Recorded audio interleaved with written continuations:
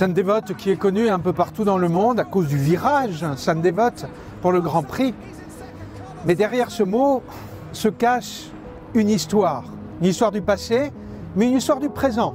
La preuve en est, c'est qu'un enfant de catéchisme, l'autre jour me dit « Mais cette histoire de Sainte Dévote, elle existe vraiment ?» Oui, c'est vrai, même si l'histoire de Sainte Dévote, elle a été entourée de légendes. Mais même la légende en elle-même, elle dit des vérités, même si elle ne reflète pas forcément la vérité scientifique. Bien que, nous le savons, Sainte Dévote a réellement existé. L'analyse scientifique de ces reliques, de ces os, n'en sont pas la preuve, mais quand même, n'en sont un peu aussi le signe.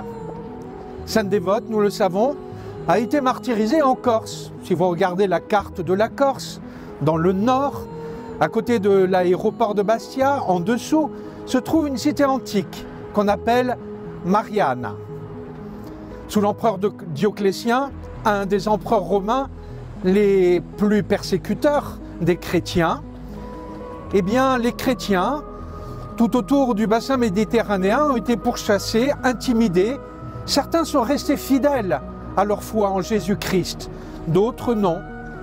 Et Sainte Dévote, qui devait être un leader de sa communauté chrétienne dans le nord de la Corse, eh bien, a été pourchassée un temps. Elle est restée cachée dans une grotte, priant bien évidemment.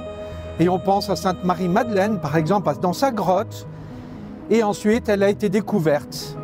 Elle est passée devant le juge et elle est restée fidèle à son maître, à son divin maître, Jésus-Christ, son ami, témoignant ainsi pour ses frères et sœurs chrétiens de l'époque, mais aussi pour nous, de la joyeuse espérance dans la résurrection, dans la joyeuse espérance de l'amour de Dieu pour chacun d'entre nous. Elle fut martyrisée, torturée, et son corps normalement devait être laissé abandonné là ou dans une fosse commune. Mais comme beaucoup de chrétiens, eh bien son corps a été subtilisé en cachette et mis dans une barque.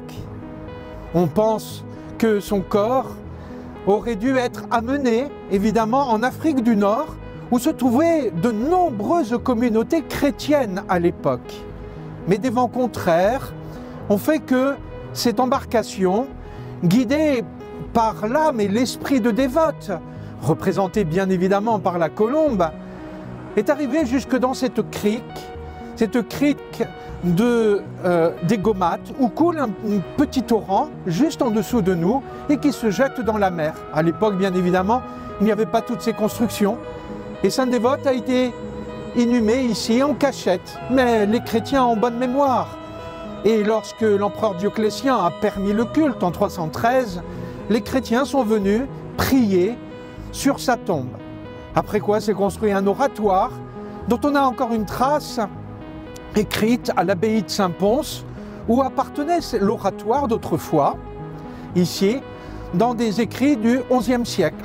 Et sous le règne du prince Charles III de Monaco, la petite chapelle s'est agrandie pour avoir cet édifice qui devint aussi église paroissiale. Je disais tout à l'heure que Sainte Dévote, c'est une histoire du passé, bien évidemment, mais c'est une histoire du présent, car c'est Dieu qui nous l'a donnée. Il nous donne des saints, des anges, des patrons, pour nous aider sur le chemin de la vie chrétienne, dans notre foi, dans notre espérance et dans notre charité. Alors, vive Sainte Dévote, vive la patronne de la principauté de Monaco, vive la patronne de la famille souveraine, vive la patronne du diocèse de Monaco, et vive aussi la patronne de la Corse. Sainte Dévote, priez pour nous.